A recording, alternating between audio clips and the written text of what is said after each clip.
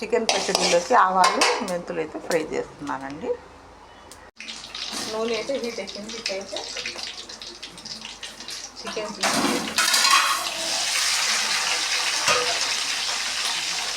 ఫోన్లో గమాయిపోవు.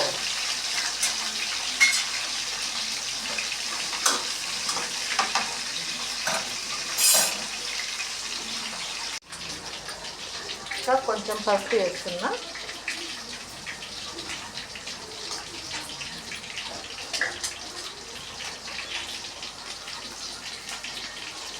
నిమిషాలు వేసేసాను అన్నమాట. పసుపు సాల్ట్ అయితే జల్లేసా. ఇంకా 5 నిమిషాలు అయితే రెడీ అయిపోయింది. హై ఫ్రెండ్స్ అయితే చికెన్ ఫ్రై మొత్తం అయిపోయింది. ఇంకా పక్క కడాయిలో అయితే తీసేస్తున్నా. ఎందుకంటే ఇప్పుడు దీంట్లో మసాలా మొత్తం ఫ్రై చేయాలన్నమాట. ఇదిగోండి 2 మసాలా వేస్తున్నా. అల్లం పేస్ట్,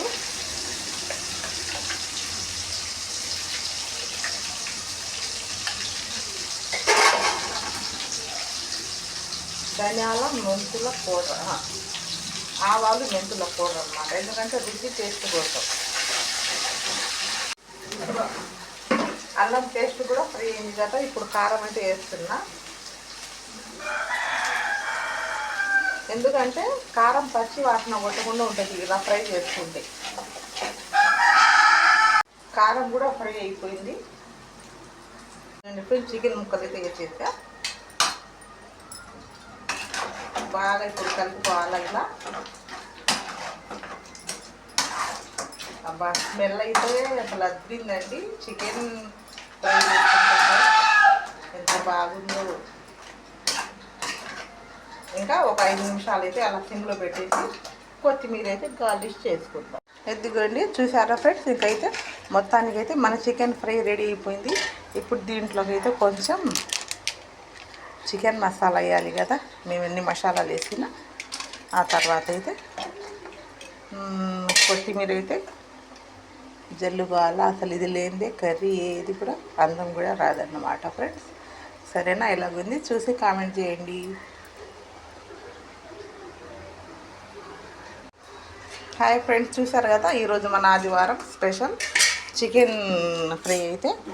ఇప్పుడు ఇదే 2 విధాలుగా తినొచ్చు. ఎలాగంటే అది ఒక మామూలుగా ఒక దాంట్లో గిన్నెలు తీసుకొని నిమ్మకాయ పిండుకుంటే చికెన్ చట్నీ ఎత్తి ఇలాగే తింటే చికెన్ ఫ్రై అవుతుంది అన్నమాట.